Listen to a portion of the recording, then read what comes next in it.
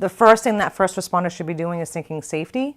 Like, safety is above and beyond anything. So the first thing I would recommend is, if it's something that happened recently, would be to get that child to a hospital, to an emergency room, to a doctor, somewhere where they could at least be evaluated to see if there's any injuries that we need to be concerned about. And it would be talking to the parents, and telling the parents, we need to take a step down and breathe, because we need to keep it together for the kid. And I'm huge with that. I've learned over the years that if the parents are, I want to use the right words here, excited, upset, that's going to make the child excited and upset. So keeping that emotional level at a nice, calm level is the best thing that we can do. So the officer needs to be that way too. Once you find out what happened, who it involves, you very quickly need to act to separate certain people, and then to educate and give that person that's the responsible adult, the non-offending adult, the information to get them going down the road of the CAC. Children, I think, are a little more easily persuaded to say things or to agree with things if an adult says it. So our training is that you let the child tell you and not you tell the child, because they may agree with you even though it may not be true. Wouldn't be so huge on questioning the child. If you have access to a CAC, I'd let a forensic interviewer do it. If the child tells you something, then obviously document it. I'll get calls at night. Hey, I've got a 5-year-old. Do you want me to question her? No. If she says something to you or he says something to you, I want you to take notes of it. What was said. If you have your recorder on, that's even better.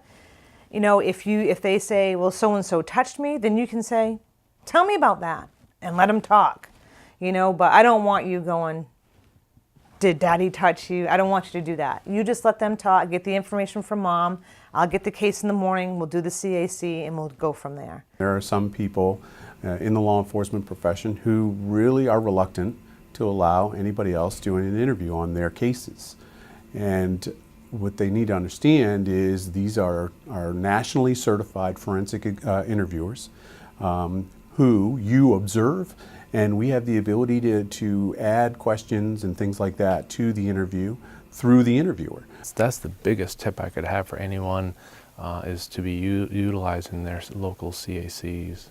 And also too, they offer services to these victims, whether it's mental health counseling, whether it's medical services that are available,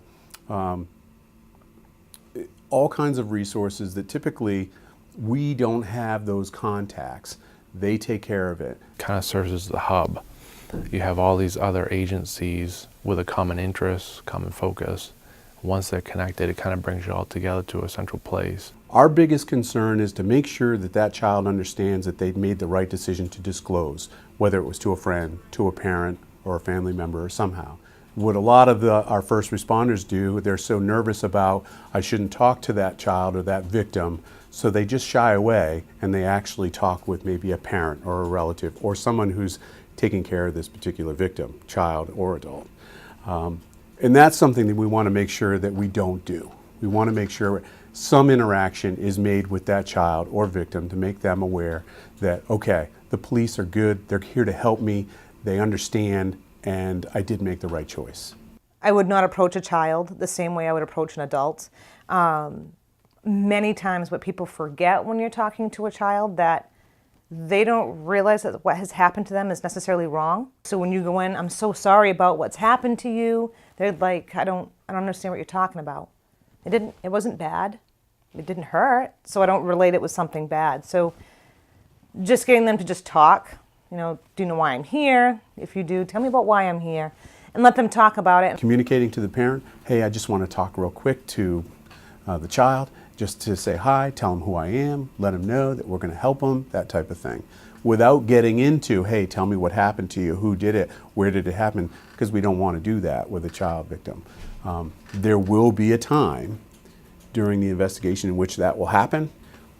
This initial interaction should just be a way for them to kind of get to know you and you get to know them. If you have a 2-year-old, get down on the floor, Get down on your knees. Hi, my name's Tori. I'm a police officer. What is your name? You know, maybe they're playing with something on the floor that you know what it is. Like maybe they have a set of blocks. And, oh, I see you have some blocks here. What are you building? Just a regular conversation with them. That tends to calm them down a little bit. You don't have to ask them any questions. Don't have to ask them any questions right then and there. And I wouldn't, because a rapport needs to be built with anybody, you know, especially with kids. One of the things that I think happens,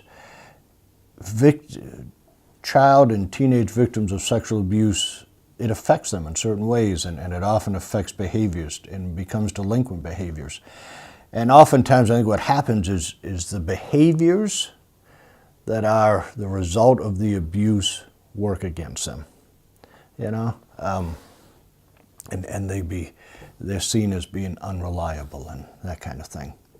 I always go into a case believing the kid's going to tell me the truth, and I think very seldom do they lie about that. I think if you're an experienced and seasoned investigator, you can pick that out pretty quickly. A lot of times the parents really don't know what to do or where to go if it wasn't for us in offering these particular types of services. So I think it's just an opportunity to be a voice for them, to bring justice to them, especially the little kids, which unfortunately we have a lot of those instances. Early on, I really wanted to get involved with the kids side of thing. I felt, you know, law enforcement, DHHS, DA's office, the courts were all kind of a little deficient, a little behind in being able to provide the child the best and the strongest voice we possibly can in this criminal justice system. We just didn't have this information earlier on, 10 or 15 years ago. So we have that now, and I think as a result, we're providing a much better atmosphere, moving these kids through this criminal justice system and getting them some justice, holding people accountable, which they need to see is being done.